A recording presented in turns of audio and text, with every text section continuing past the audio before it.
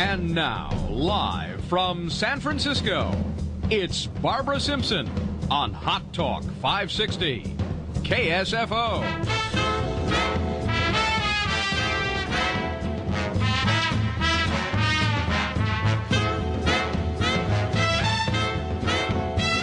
Hour two right here on Hot Talk 560 KSFO. I'm Barbara Simpson. I'm the babe in the bunker, and I'm with you on weekends today, Sundays 4 to 7, Saturdays 5 to 7, 560 on your AM dial. The phone number, as always, 808-5600. Keep it handy because we invite you to call in, whether we have a guest or whether you guys are the guests talking about different subjects that come up.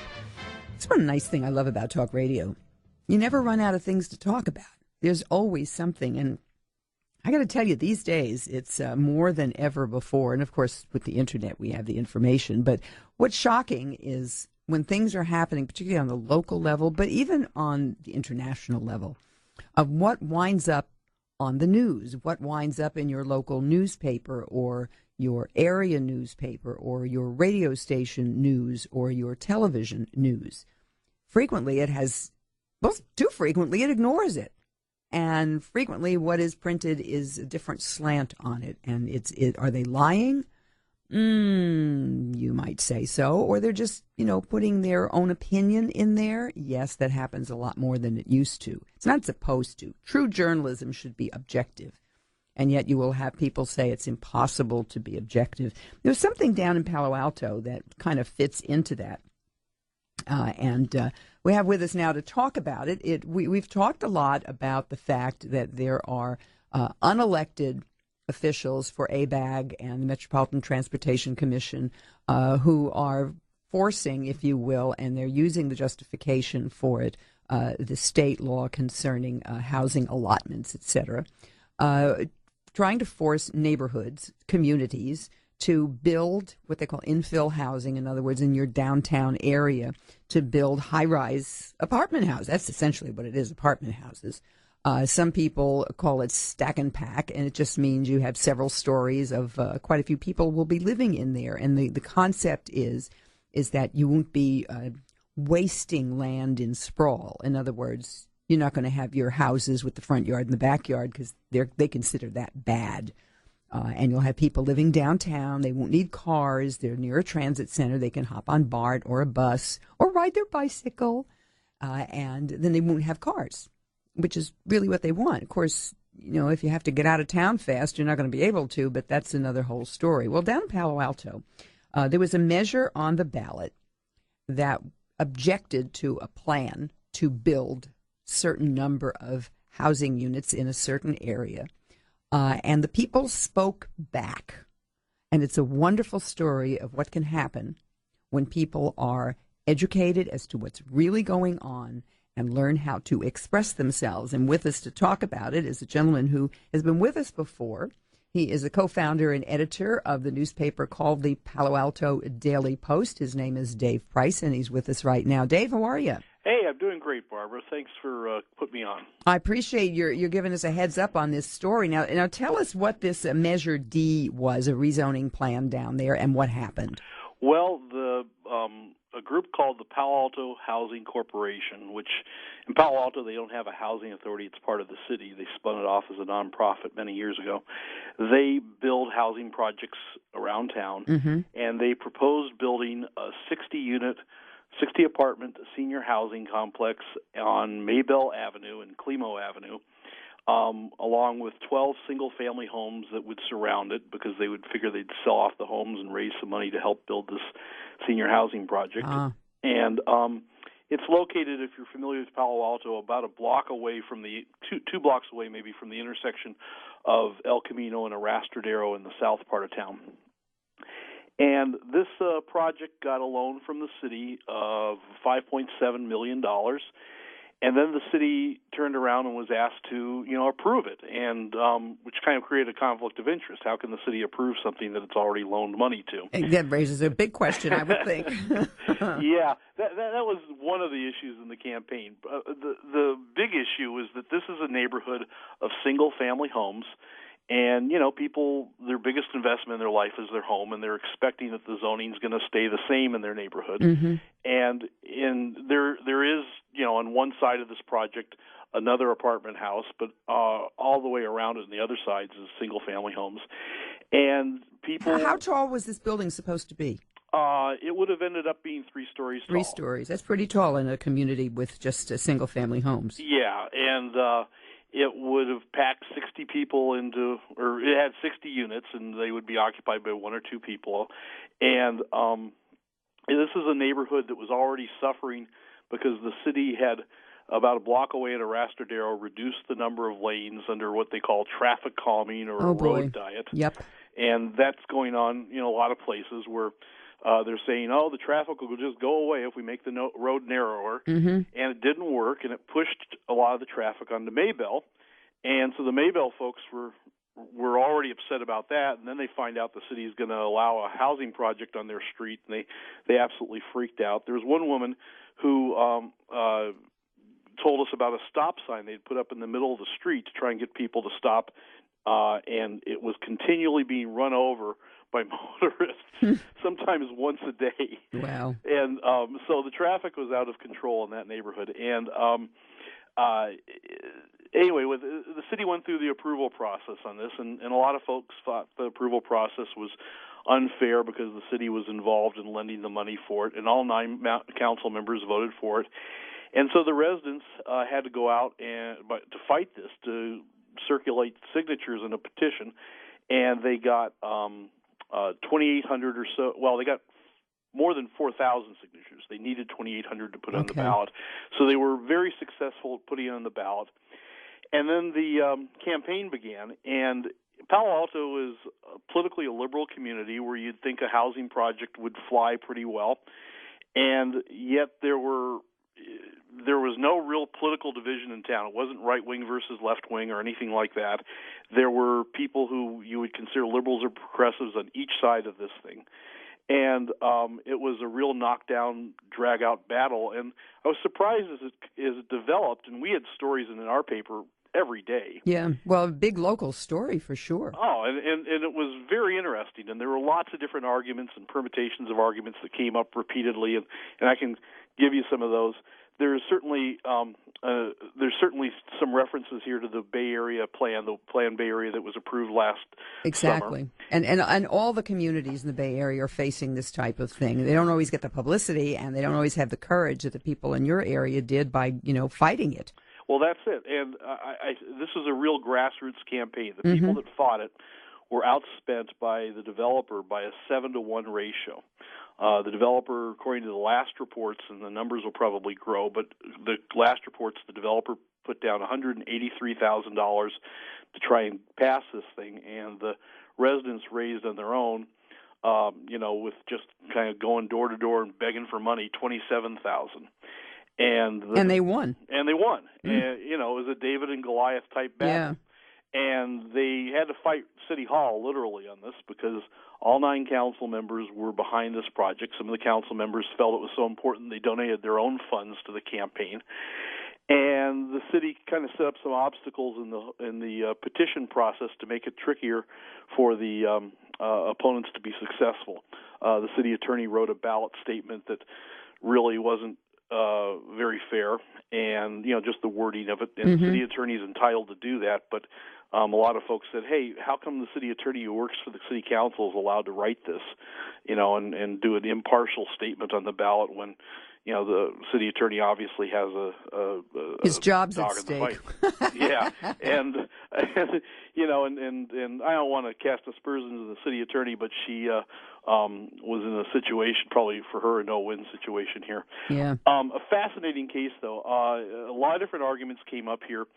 Give me what the main, say, 1 or 2 arguments against it. I can understand the arguments for it on the part of the city. I mean, let's face it, they're buying votes is what they're doing.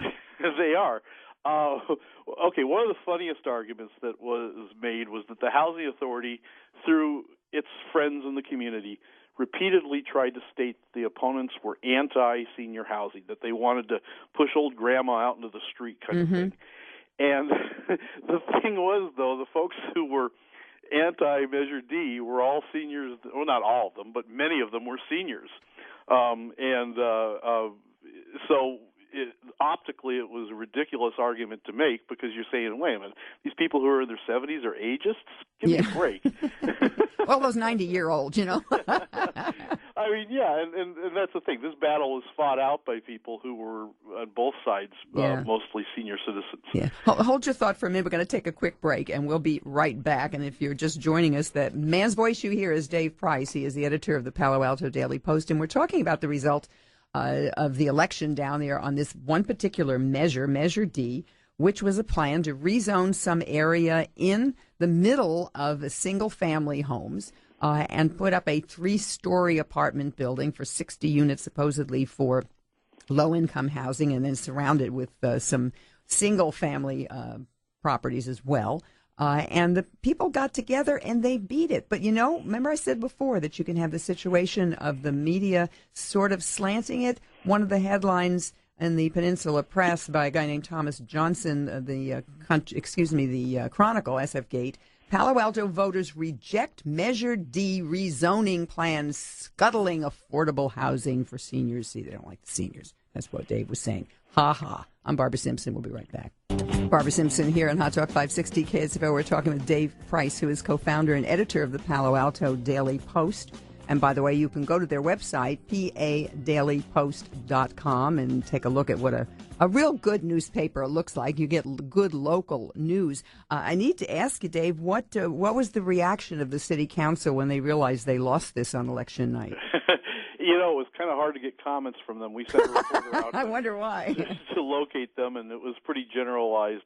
They weren't gloating, but this will have an effect in next year's city council election because the election brought out the idea that the council appears to be out of touch to a lot of folks. Mm-hmm. And one of the issues that propelled this measure's defeat, I think, was that we've had a rash of new large buildings going up in town that are pretty damned ugly. Mm-hmm. And we have buildings that they sit very close to the street, and they have fronts that are appalling, and they don't fit in at all with the town's really very nice architecture that had been developed over the years. Mm-hmm.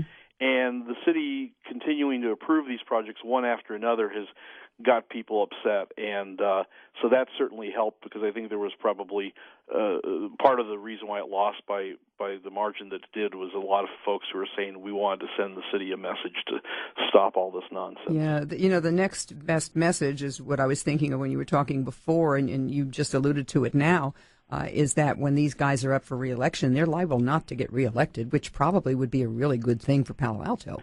It would be if you can find good replacement candidates. Yes, of course. One of the sad things about elections on the local level is getting good candidates to run because a lot of folks are too smart to run, and they don't want the scrutiny that comes with seeking public office, and so your pool gets reduced a lot by that.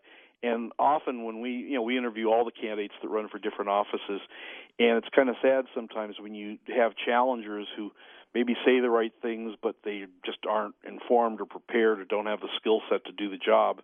And these are important jobs, and so there is a lot of talk in town about getting some new people on council, but I kind of worry when I hear that about how many kooks are going to come out of the woodwork as opposed to how many people who are really qualified and can do a good job. Is there an organization in town, and I don't mean the League of Women Voters, but I mean a group that could sort of get the possible candidates together and sort of instruct them and talk to them about what the responsibilities are and what they have to do and why it's important, sort of to give them the grounding? A lot of people have never run for office. They've never had a job like that, and they really don't know what do I have to do if I'm mayor? I really don't understand. Yeah, there's a group that's associated with the chamber and with a few other organizations called Leadership Palo Alto. There you go. And in different towns, they have like an academy, with the city's name in it. And San Mateo, I believe it's called the San Mateo City Academy, and they train people who want to run for office, and it's a really good idea. Mm-hmm. And you hope that and I've spoken to this group in Palo Alto a number of different times over the years to tell them how the media part of it works. And, I'd like to see some of those people who I've met run. because it's a big responsibility. It is. Doing a campaign for council, do it well, takes about a year's worth of work. Mm-hmm. I mean, I'm not saying full-time, but probably part-time. You got to do fundraisers, which are, most people aren't used to doing, and you have to get out and network and meet people face-to-face. You can't just do it on the Internet. Right. You got to shake hands, and you got to be in front of a lot of people making a lot of speeches, and it's not everybody's cup of tea, but that's the way things get changed by getting good people elected. Exactly, and your comment about the type of buildings, I haven't seen them in Palo Alto, but your description about having them, close to the street, that comes from this European idea of what the European towns look like, where the stores are just right up against the sidewalk. There's no setback. And frequently you have residences on the second and third story and the storefronts on the ground level. That's all part of a plan that has been out there for years, and it's encroaching into the United States more and more.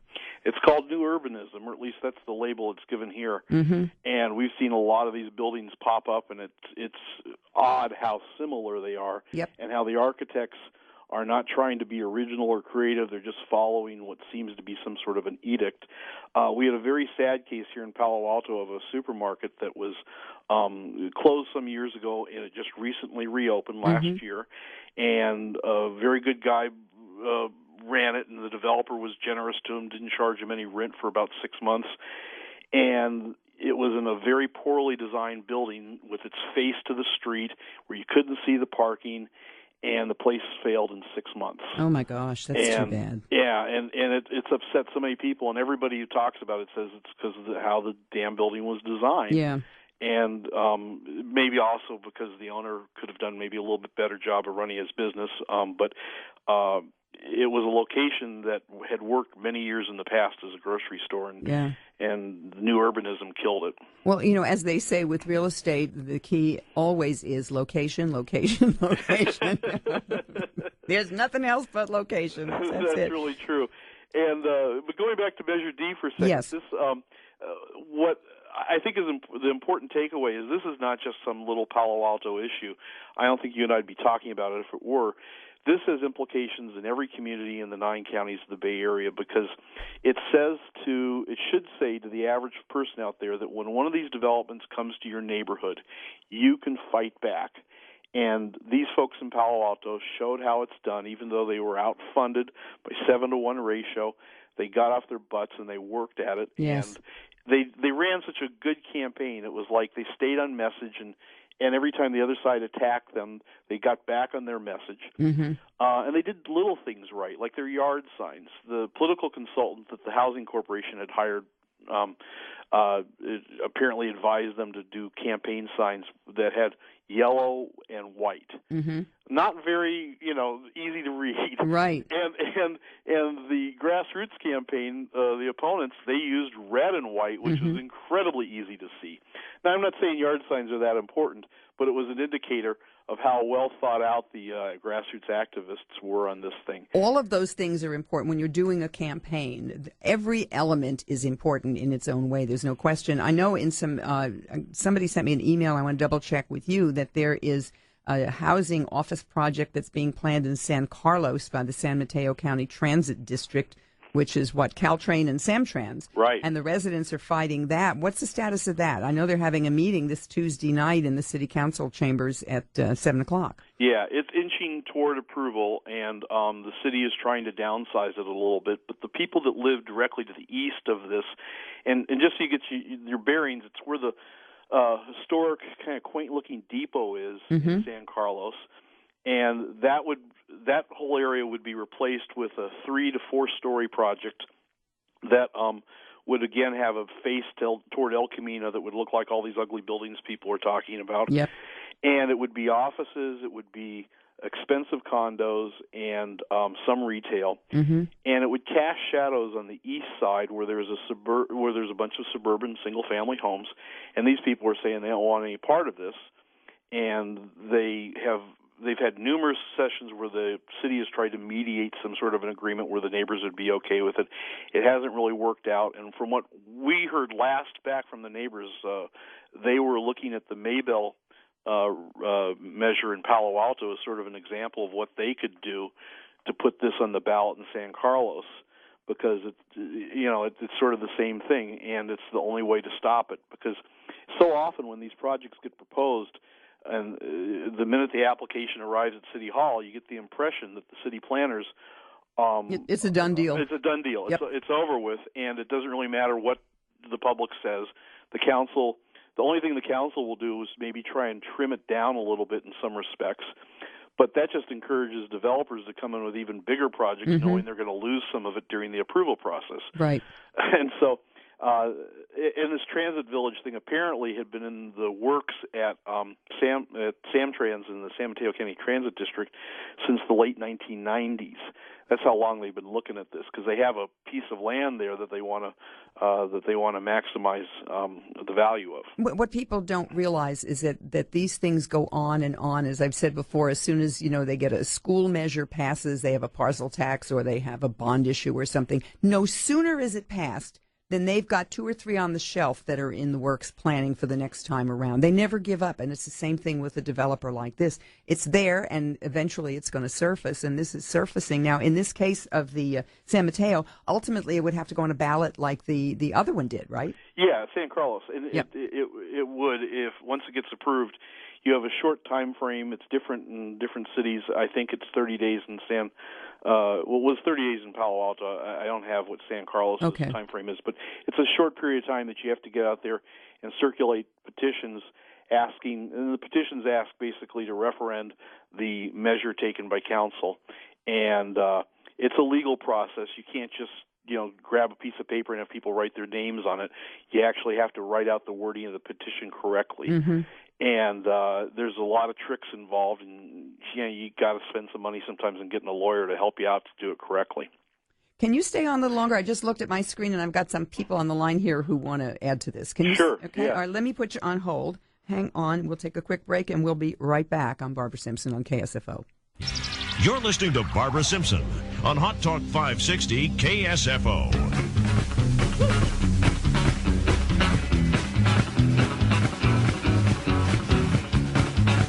Barbara Simpson here on Hot Talk 560 KSFO. We're talking with Dave Price, who is editor of the Palo Alto Daily Post. And we've got some people on the line who want to talk to you and bring up a question. So, Dave, you there? Yes. Okay, let's bring in, let's see, where are you on line 3? Matt Grocott, who is a council member in San Carlos. Matt, you're on the air with Dave Price and Barbara Simpson on KSFO. Hi, Matt. Hi, Dave. Hi, good to hear from you. Thank you. Yeah, it's good to hear you on the radio. I just wanted to make a couple of points. One thing I've noticed in San Carlos, there seems to be, at least from my perspective, a rush on this project to get it decided before we just went through a council race. And it was a question asked at all the interviews with the forums we had. And, for instance, when we met with Dave in the newspaper for endorsements, it was asked. Mm-hmm. Your opinion on the project. And, they can count the votes. People can count the votes of the council members. And there seems to be a push to get this thing decided before we seat the new council. Myself, Dave mentioned about the historic train depot. One of the things I'm not happy with is how this project infringes on that depot, and I'd like it to be more set back. The staff told us that they went to the state historic architect, and the guy wrote a letter saying it's fine, we're pleased with the project, but I've heard otherwise, that actually the guy was kind of told what to say, and he said it, but he never made a site visit, never visited San Carlos, so oh boy. I think there's an issue there. And the last thing, and I'm going to hold the line on, that I made at our last council meeting, was that we have the developer put in story poles to show the skyline of what's being proposed. And boy, did the developer push back on that one. He did not want to do it. Now, the story poles would show the perimeter of it and the height of the building, so people would have an idea of what they're going to build, right?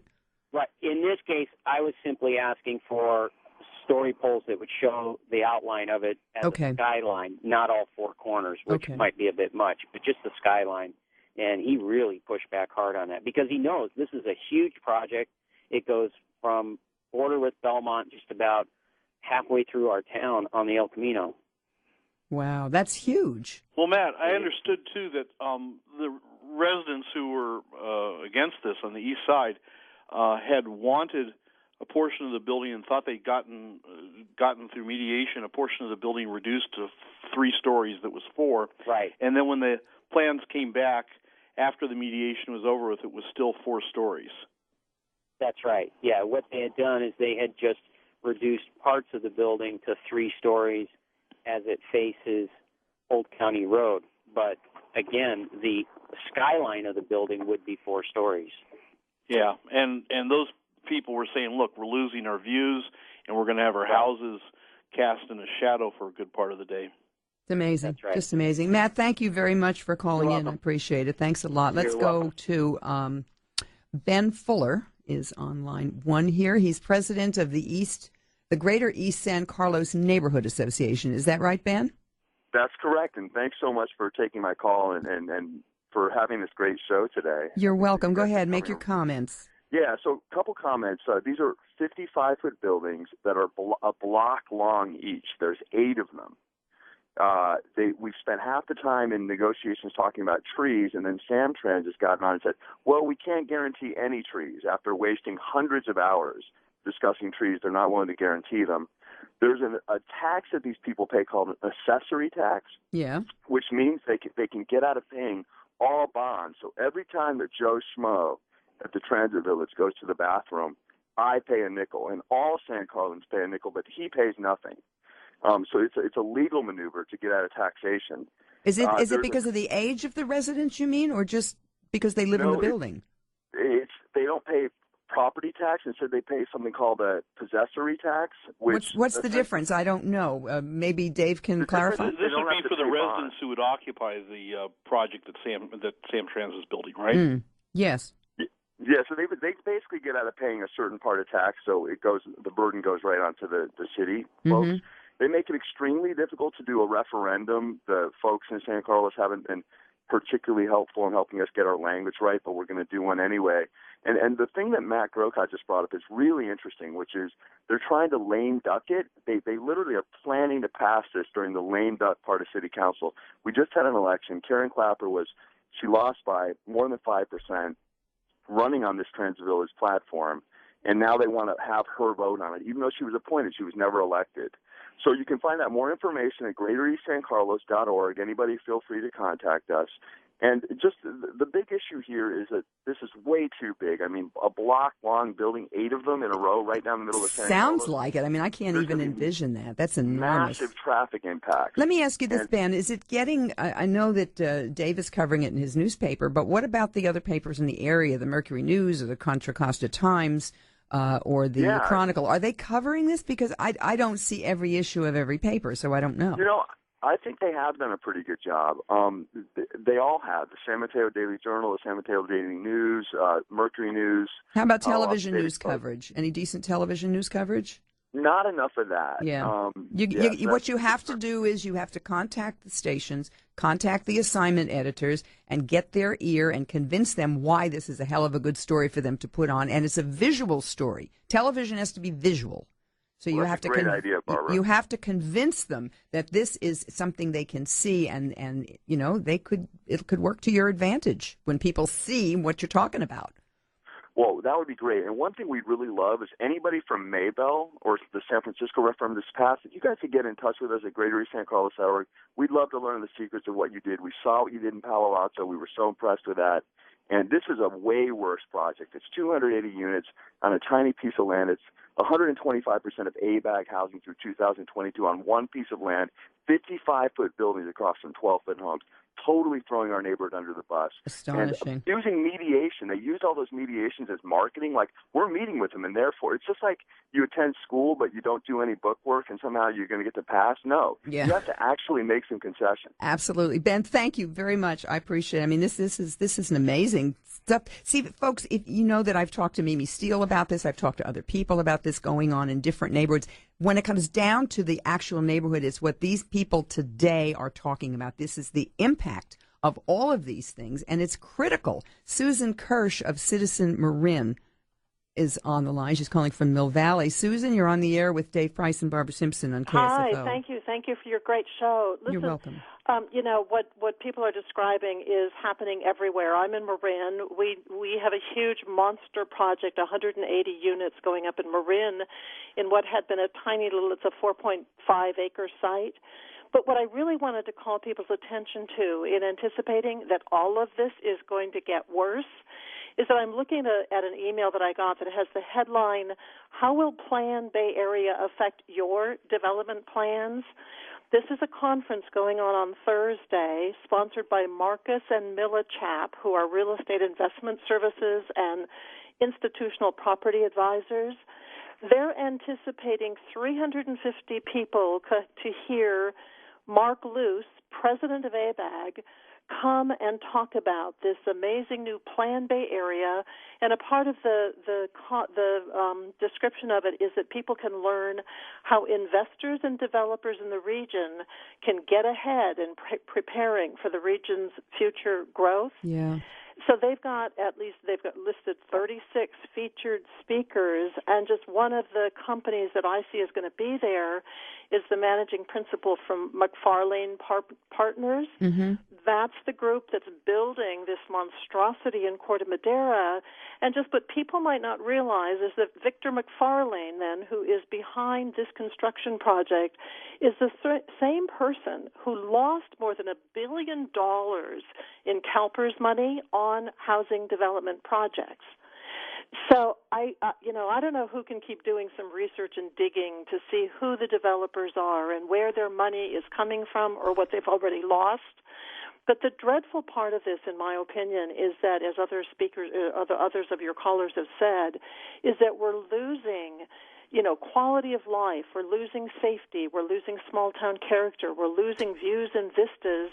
And probably at the core of this that makes it so alarming is that feeling that we're really losing democracy because there is not transparency and there's not a chance to know when these decisions are even coming forward. It's like everything is happening at the last minute. It is. Let me ask you this. You said this workshop is Thursday. Is that open to the public? Well, it's open to the public if you pay $399 to register to go. Oh, that. So there you go. Are you going to be there, Susan? Well, I'm hoping to be there, and would encourage if other people can try to get there. It's Hotel Sofitel in Redwood City. Yeah. So it's pricey, but it's the indication of what we're up against as the rest of us are just doing our jobs and trying to make ends meet. Do me a favor, if you are able to attend this, give me a call back the following weekend or the weekend after, and just give me sort of a heads up of what happened and who was there and what you found out. Okay? Great, fantastic. Thank you very much. Thanks for the show. You bet. I appreciate it. Thank you. Dave, can you stay with it a little bit longer? Sure. Okay, let me put you on hold again, and we will be right back. I'm Barbara Simpson. This is KSFO. If you have another quick question or a comment, I've got a couple of people on the line. Stay there. I'll get to you right after this. 808-5600. Barbara Simpson here on Hot Talk 560 KSFO. We're talking with my guest, Dave Price, who is editor of the Palo Alto Daily Post. Do you think this resistance to these proposals will grow from instances like we've just heard from my callers, Dave? I think that the more of these things that get proposed, and there's going to be a lot of them between now and 2040 when this Bay Area plan is fulfilled, we're going to be seeing this in every town and pretty frequently, I would imagine. One other thing your last caller brought up, and it's kind of interesting, is that the roles are a little bit different than the way they used to be. Yeah. Some years ago, the stereotypes were these, that you had a developer who was some guy who came in from out of town, wanted to take a bunch of raw land and build something on it, and the community vilified him, the media demonized the guy, and he was fought by City Hall. Well, nowadays, the developers are working with the city government and with all the regional governments, and the city council members, who in many cases were elected on platforms of slow growth or no growth, are the proponents of these very projects. So the political descriptions have changed here a little bit, and I know that in the instance of the Palo Alto measure that we were talking about earlier, and in San Carlos, the council members are being portrayed as being pro-development by the opponents. Well, it's interesting. You mentioned the terms of no growth or slow growth. but they also define that in some instances as being no more single-family houses using raw land. We have to preserve that land, keep it open space, green corridors, that type of thing for the animals or whatever. And people living in closer is really what people want. I mean, they're selling this idea that that's what people want. We're just giving them what they want. That's the thing I've heard them say. Yeah, which is crazy. The Plan Bay area was studied very thoroughly by a guy named Randall O'Toole with the Cato Institute. Oh yeah, I've had him on my show. Yeah, and he looked at this. You know, this plan doesn't involve adding 1 acre of land. It just simply deals with existing land in the Bay Area and not expanding out to the exurbs. And he says that 1 in 9 homes in the Bay Area will be destroyed to make way for high-density housing. So if you're a homeowner right now in the Bay Area and you're listening to this, according to him, the odds are 1 in 9 that you're going to lose your house to this. Let's go to Justin Kai in Marin is giving us a call this afternoon on KSFO. Justin, a quick comment or question for my guest. Go ahead. Hi, my name is Justin Kai, and myself and 2 other candidates that I was running in, we just recently were the only election in Marin where we beat out all incumbents in our race.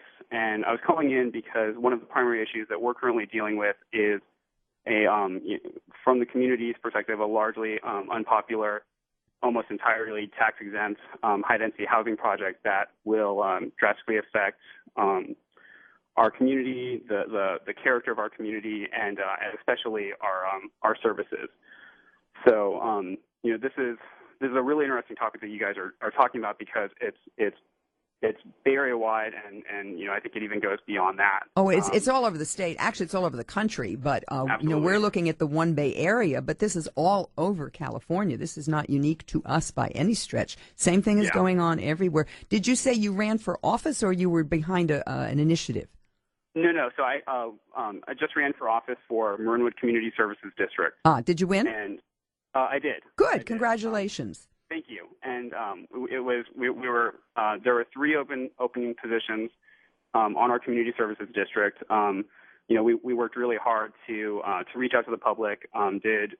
Walked our entire district. And spoke with people about the issues. There's more issues, beyond just. There's a lot. Just housing. That's right. Yeah. But really the core issue was our current representation just not representing, the concerns of our resident voters. Yep. And I think that was what really, what really connected with people. Well, good for you for doing it, and congratulations, and keep up the good work and spread the word so more people do run and challenge these guys, because I agree with you. They don't listen. Justin, thank you for calling. I appreciate it. Let's see. Fred in Burlingame, you still know he's not there. Let's go to Steve in Silver Springs, Nevada. Hi, Steve. Steve? Well, hi, Barbara. Hi, you're on the air. Go ahead, real quick. Yeah, real quick. One of the things that concerned me in California, one of the reasons I left, is they're putting more and more requirements on basically the infrastructure, electrical power delivery, gas delivery, trash removal. And the denser they make the population, the more a strain they're putting on the system. And this is not helping at all. California is trying to cut back on energy usage, and use green energy and all that other crap. But these are also issues. That's a good angle on that, Steve. I appreciate you bringing that up. Thank you for that very much. He's a fairly regular caller, and I think a regular listener, Dave. But he does raise a good point. I mean, you have more people. And they're talking about, God, if this immigration thing happens, millions more people coming in. Where are they going to live? What about the water they're going to use? We're talking about water shortages, electrical power, all of that. It does stress the infrastructure, doesn't it? Well, yeah, and maybe one of the biggest stresses will be schools. Yes. And our public schools all along the peninsula are suffering enrollment increases. We had a number of bond issues in the last election so schools could build more classrooms. And everybody is dealing with that enrollment increase, and with more people coming in here, it's going to swamp the schools even more. And there's no money from the state really to be able to pay for the new school buildings. I mean, they do through their funding process allocate more money for the operation of the schools when kids come in, but they don't pay for building the buildings. That's something we have to raise locally that comes through our property taxes. Exactly. And the other thing is a lot of these people, if they're going to be living in an apartments, they're not really directly paying property taxes either. And if they are subsidized in any way because of age or nationality or status, however that's defined, that really does reduce that kind of income for the state or the city. Yeah, and when nonprofits come in and they buy property, the school district is left to try and negotiate some deal where they are made whole with the loss of the property taxes from the new nonprofit development coming in, and that's a big problem. And local school board members have to be on their toes. Yeah. And when one of these projects gets proposed, move in there and demand that they get what they need for the operation of the schools. It's just astonishing. I had a caller earlier who said he's really thinking ultimately he's probably going to wind up going to Belize. Or where are you going to go? Have you decided? People keep calling and asking that question. I'm not sure where. I used to say I'd want to go to Australia or New Zealand, but I don't think I want to go there anymore either because they've changed too. Well, I'm optimistic. With what happened here in Palo Alto the other day, I think it's a very good sign. Yes. And I would think that some of the people that are doing development projects of this nature have got to be sitting there thinking, oh, my God, okay, this could happen there. Mm-hmm. Where else can this happen? We just heard from San Carlos where they're going to put up a fight. And so it's not going to be an easy cakewalk the way that it may be looked over the summer. Absolutely. And you're doing good work by writing about it in your newspaper. Thank you so much for taking all this time on this Sunday afternoon being with us. I appreciate it. And keep us updated on if there's any hot stories down there. We'll be more than willing to talk about it on the air. Thanks a lot, Dave. My pleasure. Absolutely. Let me put him on hold. There we go. And his name, Dave Price. He is the editor of the Palo Alto Daily Post, a great little newspaper. You ought to look at it. Go to their website, padailypost.com. And by the way, we got a call from our friend Mimi Steele, who said that on her website she's going to be having a whole blast of information about this whole situation in San Carlos. And I mentioned that they are having a meeting this Tuesday night, which would be the 12th, I guess. Yeah, the 11th is tomorrow, so it would be the 12th at 7 p.m. in the City Council chambers.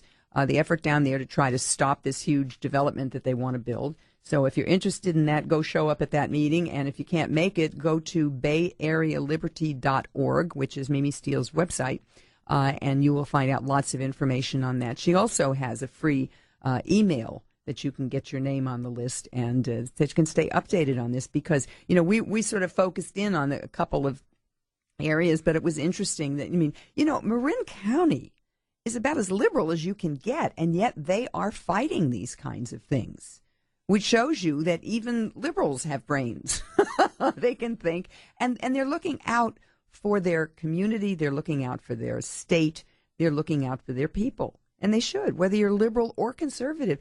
It really isn't a liberal-conservative division on this. You have to look at what's happening. And we are being manipulated by the environmentalists. I mean, this comes down. A lot of this is based on state law. And everybody says, oh, we have to do what the state says. Well, you know what? The state is us. We put those people there. Jerry Brown isn't there because God put him there. He's there because people voted him in.